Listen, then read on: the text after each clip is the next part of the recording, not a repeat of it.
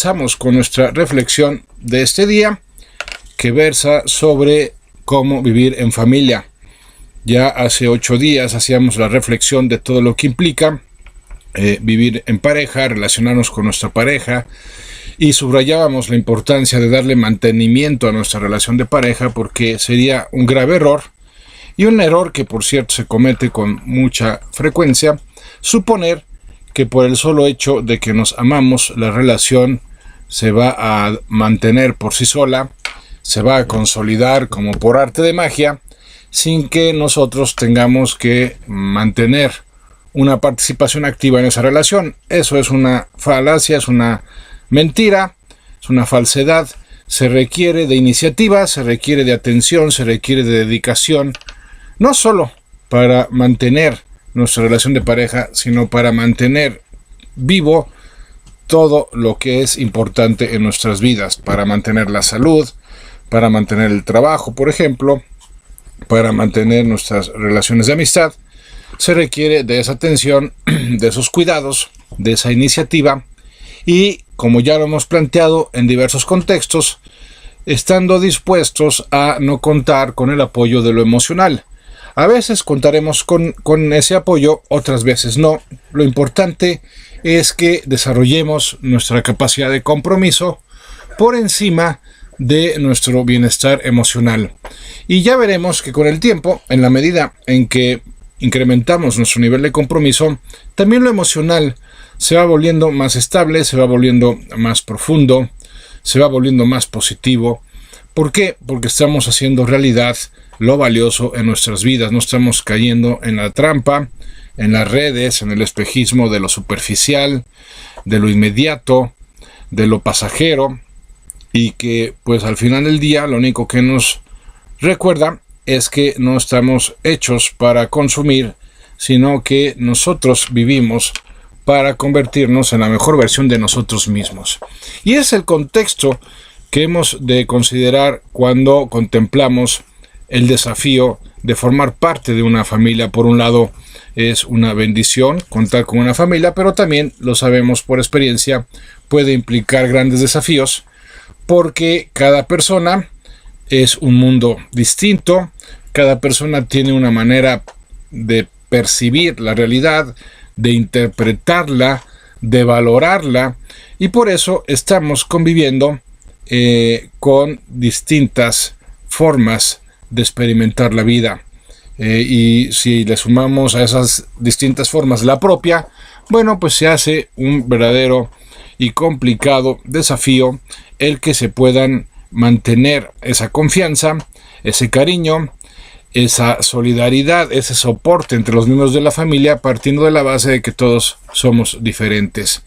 Y aquí hay que subrayarlo. El primer paso que hay que dar es que recordemos que todos somos humanos. Nos podemos equivocar sin importar qué tanto nos amemos, sin importar qué tan importantes seamos para los demás o qué tan importantes sean los demás para nosotros. Todos somos imperfectos y podemos equivocarnos, y además de manera frecuente. Claro está que hay de equivocaciones a equivocaciones. Están las equivocaciones en las que se incurren con dolo, podríamos decirlo así, por una especie de irresponsabilidad, por una especie de hasta maldad, ¿por qué no? Y en donde al equivocarnos, entre comillas, lo que estamos buscando es hacer daño a la otra persona. Por supuesto que sobre esa base, si hay que hacer algo, hay que defenderse, hay que poner límites, hay que negociar o dialogar si es posible, y no permitir que ese tipo de equivocaciones puedan afectar nuestra vida personal y, en este caso, nuestra vida familiar. Pero también es cierto que muchas de las equivocaciones que nos afectan por parte de otros son involuntarias, es decir, no se cometen con un dolo, no se cometen con la intención de hacernos daño o de herirnos, y ahí el problema es que solemos caer en el error de personalizar esas equivocaciones como si realmente el objetivo o la razón o el por qué se equivocaron sea el de causarnos algún tipo de daño o el de herirnos. La verdad es que no es así. La verdad es que hemos de ser bastante tolerantes en la convivencia humana y de manera especial en la familia, porque el que los demás sean diferentes a nosotros no significa que estén en contra de nosotros, no significa que no nos estimen, no significa que no nos valoren, simplemente puede significar que no ven las cosas de la misma forma. Y eso no es que esté de suyo ni bien ni mal, puede ser algo muy positivo si nos lleva a complementarnos y enriquecer nuestra experiencia personal. Puede ser algo muy negativo si lo vemos con un enfoque de competencia y en donde lamentablemente ese es uno de los primeros problemas que se enfrentan en el seno familiar, cuando empieza a haber competencia entre los miembros, por ejemplo, en una primera instancia para llamar la atención de los papás. Es natural, es humano, es parte de un primitivo mecanismo de supervivencia el que los niños desde muy temprana edad quieran posicionarse en la atención de sus padres. Y cuando empiezan a presentarse los hermanos, cuando empiezan a llegar los hermanos, pues esa atención, vamos a decirlo de esta manera, se torna más difícil de obtener, más difícil de mantener, sobre todo porque hay que compartirla con la atención de nuestros hermanos. Esto lo podemos también plantear en términos de la relación conyugal entre los padres, en donde, pues bueno, el papá tiene que administrar bien su tiempo y su energía, porque de alguna manera hay una competencia, entre comillas, entre su trabajo y su relación familiar. Por otro lado, pues la mamá también tiene que distinguir y discernir entre lo que es la atención, digámoslo así, operativa de la casa y lo que es la atención afectiva en la casa. Y más ahora, en donde las mujeres pues ahora ya están trabajando, tienen todavía que cuidar más ese tipo de atención, la afectiva, justamente porque además pues ya al estar trabajando se les complica más su propia experiencia ordinaria en la vida y eso exige más entrega, más renuncia, más dedicación. Pero lo que quiero subrayar es que absolutamente todos los miembros de la familia han de sentirse queridos, pero por un principio de equidad fundamental también han de disponerse a querer y a servir y hacer la parte que les corresponde en el hogar para que éste funcione, para que éste marche bien, insisto, sin perder de vista que los errores serán inevitables. Ahora, también vamos a ser realistas.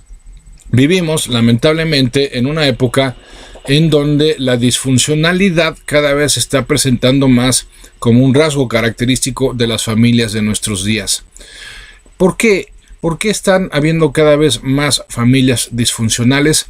Bueno, porque lamentablemente se está viviendo cada vez menos en función de los valores existenciales que corresponden a la naturaleza de la familia y cada vez se está viendo más de acuerdo a valores convencionales que impone la sociedad y que cambian con el tiempo y que no necesariamente son los más pertinentes o los más adecuados.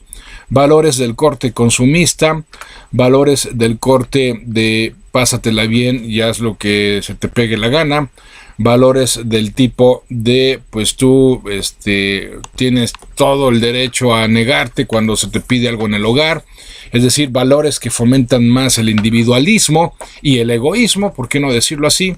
Y que claramente están atentando contra la estructura familiar, porque la estructura familiar requiere de la entrega, requiere del sacrificio, no pocas veces, y sobre todo requiere del compromiso. Y lamentablemente se está volviendo cada vez más difícil cumplir con el compromiso familiar, entre otros motivos, el ya señalado de esa inversión de valores en las que estamos viviendo, pero también hay que reconocerlo, como se está volviendo cada vez más difícil la situación económica en las familias, pues eso está demandando cada vez más tiempo de atención para poderse resolver, y es tiempo que necesariamente se le quita a la atención en la familia. Es decir, no solo papá trabaja, también mamá, y no en pocas ocasiones hasta los hijos han de buscar formas de contribuir, y eso por supuesto que atenta contra la convivencia y la comunicación familiar. ¿En qué sentido? En el sentido de que, como lo vamos a reflexionar a lo largo de este programa, se requiere de atención para que algo valioso en la vida se mantenga vivo. se mantenga en crecimiento. Cuando empieza a desatenderse algo valioso en la vida, esto empieza a morir, empieza a perderse. Y si hay algo que se ha vuelto cada vez más complicado en nuestros días, es justamente el tema de la atención. En primer lugar, por la prisa; en segundo lugar, por el desgaste que estamos experimentando en nuestra ajetreada sociedad de estos días. Y por eso es muy importante también contemplar en el tema de la vida en familia el tema de una adecuada y profunda administración del tiempo. Y bueno, pues el tiempo juega un papel preponderante en todo lo que tiene sentido y valor en nuestras vidas, porque es el contexto temporal a través del cual destinamos y distribuimos nuestra atención a lo que es valioso. Como decía esa vieja canción, el tiempo que te quede libre, si te es posible, dedícalo a mí. Bueno, es que esa atención se tiene que concretar en un tiempo y en un lugar y con una forma específicas. Y ese es el primer gran desafío para nuestras familias de nuestro tiempo. No solo el que le dediquemos un tiempo suficiente en términos cuantitativos, sino también un tiempo profundo en términos cualitativos, en donde la atención a los demás miembros de la familia sea la prioridad. Lo cual no es fácil, insisto, porque en primer término pues no disponemos de mucho tiempo. Claro, hay mucha demanda en términos de desarrollo económico para esa asignación del tiempo, pero también hay casos, hay que subrayarlo, en donde esa asignación del tiempo no se está haciendo generosamente, en el sentido de que se está equiparando en nivel de importancia el tiempo que le dedicamos pues tal vez a nuestras aficiones, nuestros hobbies, nuestras relaciones sociales, y que podría ser un tiempo que le dedicáramos más a la familia. No estamos planteando evidentemente que se suprima el tiempo para uno mismo, ni el tiempo con los amigos, pero sí estamos hablando de que hay que hacer un acto de honestidad y considerar si no sería posible restarle un poco más de tiempo a la vida personal y a la vida social para podérselo asignar a la vida familiar. También se requiere de mucha disposición humilde y de mucho compromiso para esa asignación del tiempo, porque no solo se trata, como decíamos hace un momento, de un tiempo en términos de cantidad, sino también en términos de calidad. Y no es fácil dar tiempo de calidad cuando se está cansado. No es fácil dar tiempo de calidad cuando se están con una serie de pendientes, ocupando nuestra atención de una manera recurrente, cuando hay preocupaciones, cuando hay desafíos en el ámbito laboral y en el ámbito personal también. También se complica cuando consideramos que la familia de origen pues también puede implicar o un soporte o una carga adicional frente a las exigencias ya de por sí presentes de la familia que fundamos. En fin, como sea, el tiempo, además de que es escaso, está mal administrado, y no solo eso, sino que cuando finalmente le asignamos tiempo, en este caso a la familia, pues resulta que no es un tiempo en el que estemos dando lo mejor de nosotros mismos. ¿Por qué? Porque estamos cansados, porque estamos egoístamente pensando en otras cosas o en nosotros mismos antes que en los demás. Claro, hay que evitar irnos al extremo opuesto, en el cual todo sea dedicación hacia la familia, como si la familia fuera el único valor del que hay que ocuparse en la vida, o la única realidad valiosa de la que hay que ser partícipes. No es así. Hay otras realidades también muy importantes, y aquí me estoy refiriendo justamente a evitar caer en cualquiera de los dos extremos. El extremo número uno es aquel en el cual no le dedicamos tiempo a la familia, nos limitamos a simplemente formar parte de ella, pero una forma pasiva, una forma, si se me permite la expresión, estorbosa, que no contribuye, que no aporta. Y por otro lado, el extremo de una persona que le dedica todo su tiempo a la familia y que tiene una especie de familiosis, que está como muégano y no se desprende de la familia, de la casa, no tiene mayor vida que la que realiza en su hogar. Y pues también se trata de un desorden en términos existenciales. ¿Por qué? Porque, insisto, la familia, siendo uno de los grandes valores existenciales para la persona, no es el único valor y definitivamente hay que distribuirlo de manera más equitativa con otros valores que también son importantes en términos jerárquicos.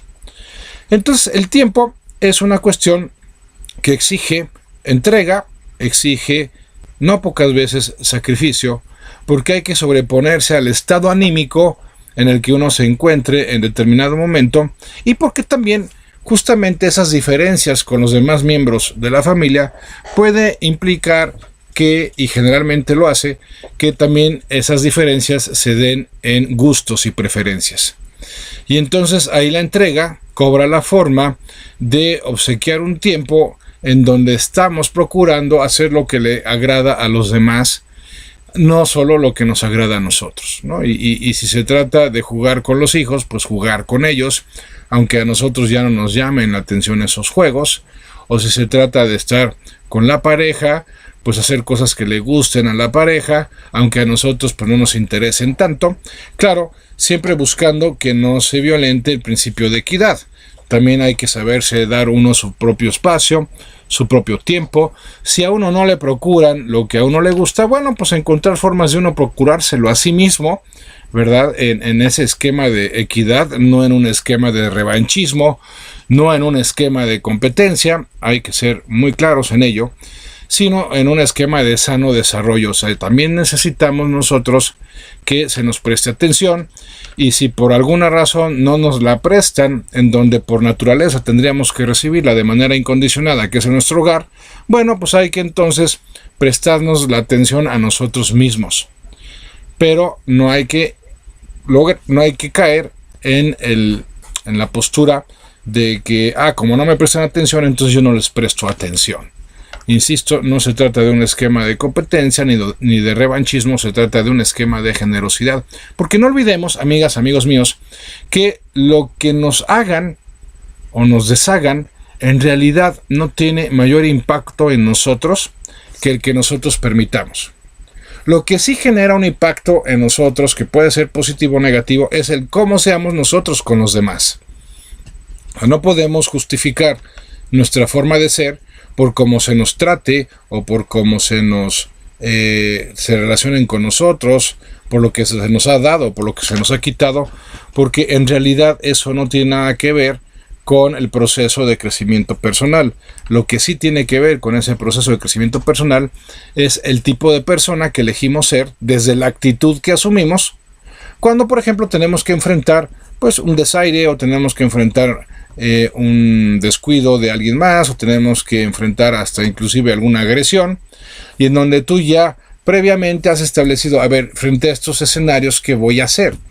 En un esquema de conciencia, en un momento tranquilo, es cuando tienes que preparar tus respuestas para los momentos desafiantes, difíciles, sobre todo los que se dan en tu casa, ¿no? Cuando mi mamá saque este tema de conversación, ¿cómo voy a responder yo? O cuando mi papá o mis hermanos, ¿qué voy a hacer al respecto?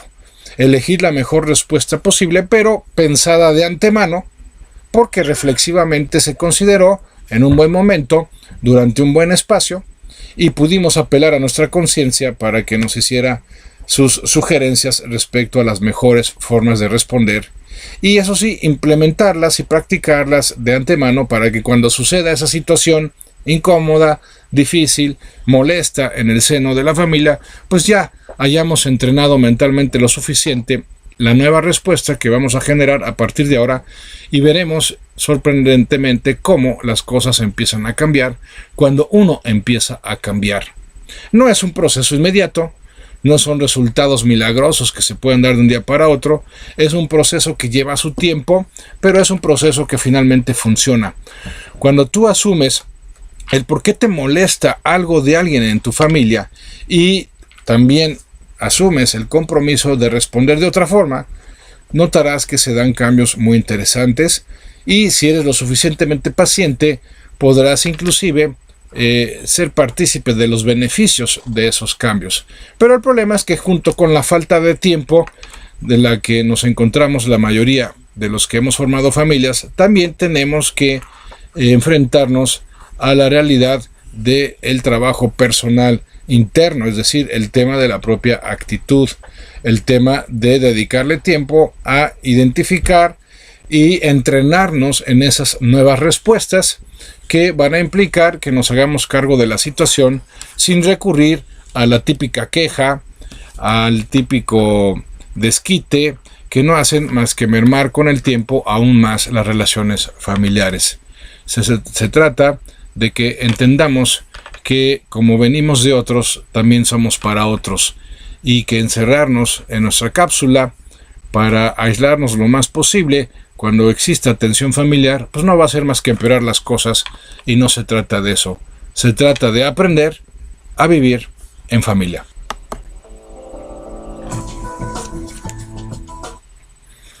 Bien, continuamos con nuestra reflexión sobre cómo vivir en familia, y subrayando que si bien en el seno familiar lo que suele ser característico es el cariño, es el afecto, es lo que representa cada uno de sus miembros para los demás, también es importante entender que hay que prestarles atención, hay que dedicarles tiempo, y que eso muchas veces no contará con el respaldo de lo emocional para que así sea.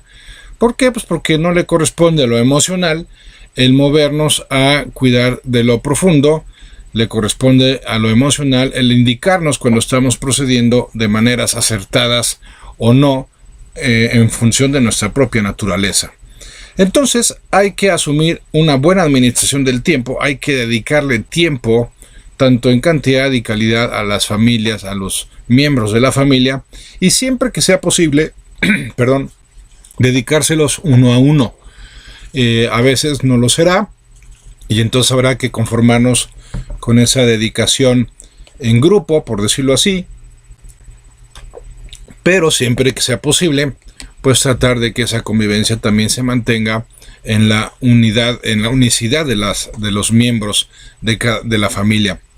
Por otro lado, hay que tener claro que hay 3 principios que necesitamos especialmente cuidar y vigilar que se hagan realidad en nuestras familias para que podamos aspirar a su sano desarrollo y su consolidación.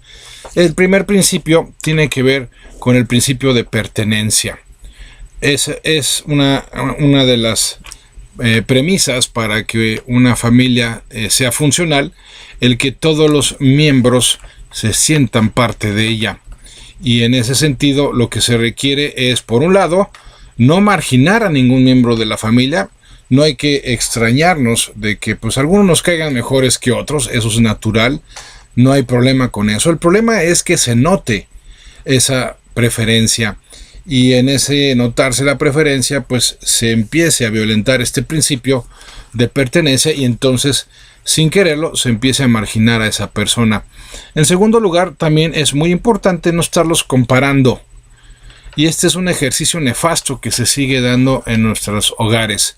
El comparar a un hermano con otro, el comparar al papá con el tío, y eso es nefasto porque lo único que estamos haciendo es marcar los aspectos negativos de las diferencias en vez de reforzar los aspectos positivos de ellas.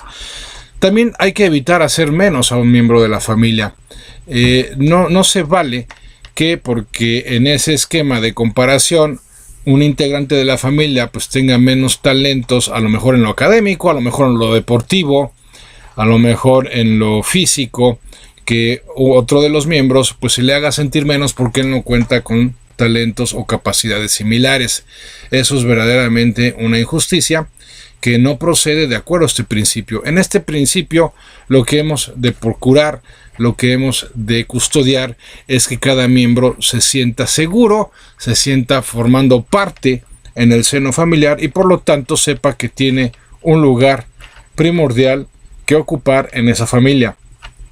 Y justamente se va a notar en el tipo de atención que se le presta. Ciertamente los miembros son distintos y unos tendrán más necesidades que otros. Habrán personas que sean, por su perfil temperamental, pues más necesitadas de cariño y de manifestaciones de afecto que otras. Habrá otros que requieran de mayor retroalimentación que a lo mejor otro de los miembros, y eso también es normal, y eso hay que entenderlo, porque no podemos tratar por igual a personas que son en esencia distintas. También es una falacia pretender que como todos los miembros de la familia son igual de importantes, entonces hay que tratarlos por igual. Pues no tiene sentido tratarlos por igual si cada uno tiene una forma específica de ser. Y ahí el desafío consiste en que, en la medida de nuestra disposición y posibilidad, pues tratemos a los demás de acuerdo a sus particulares formas de ser. Eso es importante porque estandarizar la atención a los miembros de la familia pues no funciona. Puede ser práctico en ciertos esquemas, como por ejemplo un viaje en familia, como por ejemplo un paseo familiar, en donde sí se procura que todos se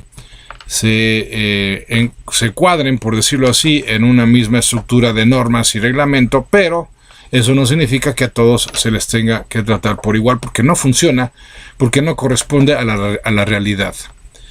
Entonces, el principio de pertenencia me lleva a que si un miembro de la familia, en ciertos contextos, también puede suceder, tienda a automarginarse, ¿no? No sé, por ejemplo, vamos a pensar en un viaje familiar y que la mayoría de los integrantes sean deportistas y que haya uno que no lo sea tanto. Bueno, pues encontrar la forma de que no se sienta marginado porque no sea tan bueno o no le guste tanto el deporte. También dedicarle en algún momento su tiempo, su espacio, interesarnos por sus cosas, que sepa que aunque no comparta los mismos talentos o las mismas capacidades que los demás miembros de la familia o las mismas preferencias, de todas maneras sigue formando parte de la familia. El segundo principio es el principio de jerarquía, y ese es un principio altamente violado en nuestros días también. ¿Por qué? Porque ahora vivimos en hogares en donde los hijos son los que mandan y los papás los que obedecen. Y eso claramente va en contra de este principio de jerarquía, que lo que establece es que los que llegaron antes tienen cierta precedencia sobre los que llegan después y por lo tanto cierta jerarquía. Y esto es algo que se ha perdido. Y eso ha sido garrafal para las familias porque se ha perdido el orden, se ha perdido la disciplina, se ha perdido ese contexto de exigencia que es tan importante para la educación y para la formación humana.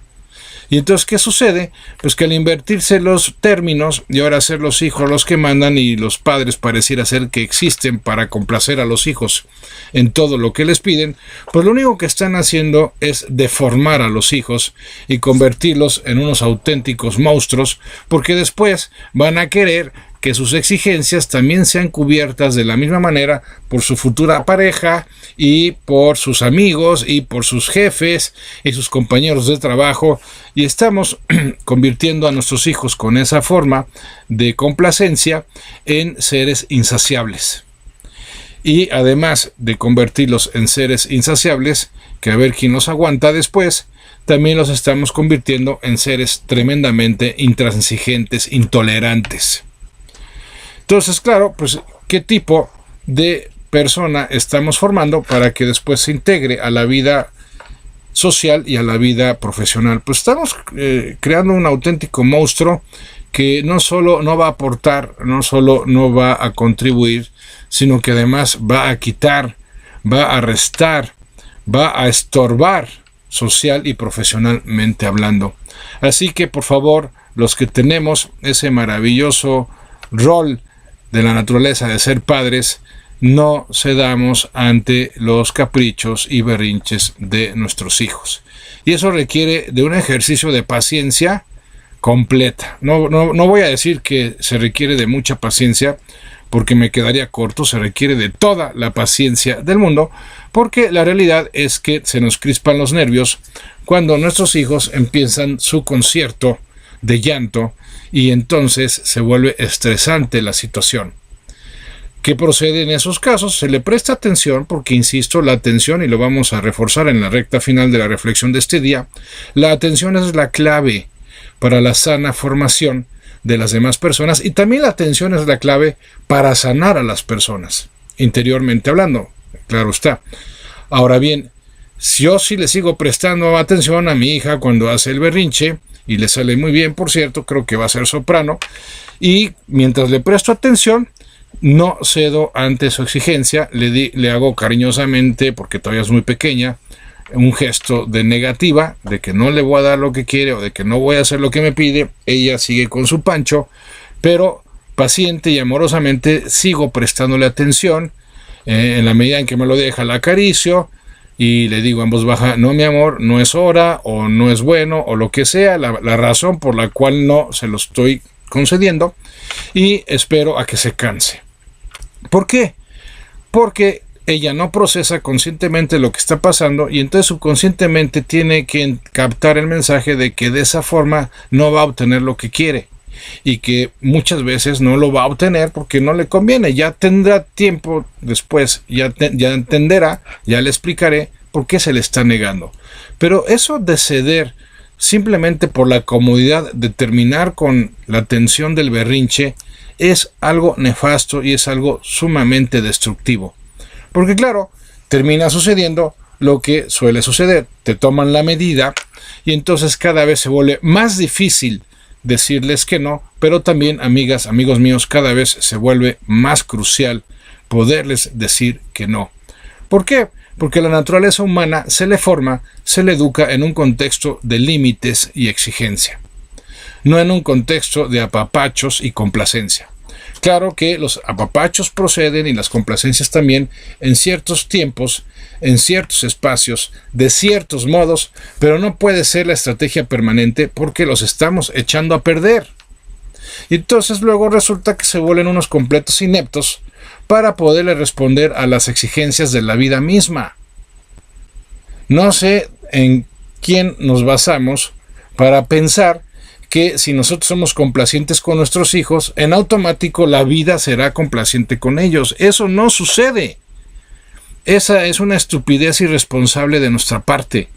La vida va a ser igual o más exigente con ellos que como lo está haciendo con nosotros, y por eso hemos de prepararlos para que estén a la altura de las exigencias de la vida y puedan responder de acuerdo a esas exigencias y puedan prosperar en sus vidas. Pero si están acostumbrados a que con un botón, con un gesto, con un gemido van a obtener todo lo que quieren en su casa, más temprano que tarde van a descubrir que esa no es la forma de obtener lo que quieren fuera de su casa, y que fuera de su casa le van a exigir y no le van a dar nada a cambio de nada. Y por eso hemos de entrenarlos en la casa para que estén a la altura de las exigencias en la vida. Sí, queremos evitar que sufran, pero muchas veces en ese querer es evitar el sufrimiento de la exigencia y de la renuncia, les estamos generando un sufrimiento que va a ser cada vez mayor por su indisciplina y por su falta de constancia. La vida, insisto, no va a ser tan complaciente con ellos como lo estamos siendo nosotros. Y bueno, el tercer principio que rige a la naturaleza de la familia es el principio de equidad. Ya hemos considerado que el primero es el principio de pertenencia. No hay que marginar ni hacer que se sienta menos ningún miembro de la familia. Hay que buscar forma de mantenerlo integrado a la familia, sin llegar a la autocomplacencia, por favor. A la complacencia, perdón. En segundo lugar está el principio de jerarquía, ¿no? Los que llegaron antes tienen autoridad sobre los que llegan después. Claro, también hay que ganarse la autoridad, hay que evitar confundirla con la potestad, porque también como padres tenemos que ejercer un liderazgo sobre nuestros hijos. No se trata solamente de que porque soy tu padre y así lo mando y por eso se hacen las cosas. Tampoco se trata de darles explicaciones de todo lo que se establece en el hogar, pero sí tener claro que algo muy distinto es muy distinto la potestad de la autoridad. La potestad ya la tenemos por el principio de jerarquía, pero todavía tenemos que trabajar la autoridad. Y el tercer principio, la equidad, habla de que no es sano para la familia, la daña, de hecho, el que haya integrantes que dan más de lo que reciben y que hayan integrantes que reciben más de lo que dan. El principio de equidad establece, y en concordancia con el flujo de la vida, que yo no puedo esperar recibir menos de lo que doy, ni puedo esperar dar menos de lo que recibo. ¿Por qué? Porque se violenta este principio de equidad y eso empieza a generar injusticias en el seno familiar, y la injusticia pues es destructora de cualquier tipo de estructura humana. Por eso hay que ser equitativos, hay que saber dar, pero también hay que saber pedir, hay que saber generar y permitir ese flujo de la vida, porque de lo contrario estaríamos afectando al cuerpo, al sistema de la familia en sí, si permitimos que hayan miembros, o nosotros somos uno de esos miembros que piden más de lo que dan, o somos de esos miembros que dan más de lo que deberían de pedir y que tienen derecho a pedir. El principio de equidad es, pues, por lo tanto, el tercer gran principio que hemos de cuidar para el sano desarrollo, el funcional desarrollo en nuestras familias. Y como lo habíamos anticipado en esta recta final de nuestra reflexión de este día, también es importante subrayar el papel de la atención para el sano desarrollo de la familia. La atención no solamente es enterarnos de lo que le ocupa y de lo que les preocupa a los demás miembros de nuestra familia, sino que se trata de implicarnos en sus vidas, de implicarnos en su experiencia cotidiana y mandarle mensajes subliminales, por decirlo de esa manera, consistentes y constantes de que nos importan. Cuando yo le presto atención a una persona, en especial si se trata de un miembro de la familia, le estoy mandando ese mensaje poderosísimo de me importas, vales la pena y por eso te estoy dando lo mejor que te puedo dar, que es la atención. No hay mejor cosa que podamos ofrecer a los demás, ni hay mejor cosa que podamos recibir de los demás que la atención. Pero hay que ser muy cuidadosos de que esa atención no sea superficial, y también hay que cuidar de que esa atención no sea manipuladora, porque también hay de atenciones a atenciones y muchas veces se cometen serias injusticias por el tipo de atención que se condiciona o que se presta a los demás a cambio de algo o para obtener algo de los demás. La atención es algo que se obsequia. ¿Por qué? Porque en primer lugar, cuando prestas atención, creces interiormente. Y también porque aquello en lo que centra su atención, como diría Emerson, crece. Entonces se trata de generar un crecimiento mutuo.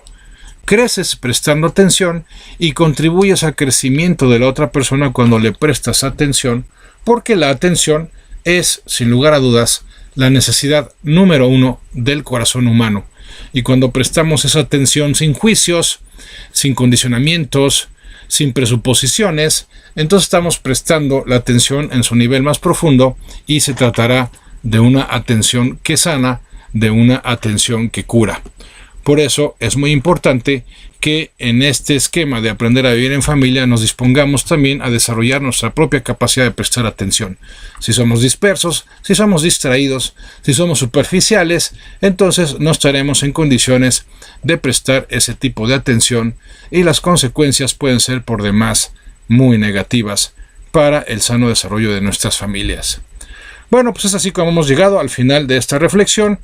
Agradecerles, como siempre, su interés y su participación en este programa y pues invitándoles a que nos volvamos a sintonizar el próximo jueves, como siempre, a las 9 de la mañana para seguir reflexionando. Quiero agradecer a la Verichina en el área de producción, al Chilo en controles y a Daniel también, que está en el proceso de aprendizaje para ayudarnos a controlar la situación radiofónica. Rubén, perdón. China, pues primero me dijiste Daniel y por eso me confundí. Rubén, para Rubén, bienvenido. Y pues bueno, ya saben, como siempre, agradeciéndoles a ustedes su atención y su interés. Yo soy Andrés Mares y este es tu tiempo y tu espacio para el cambio. Hasta la próxima.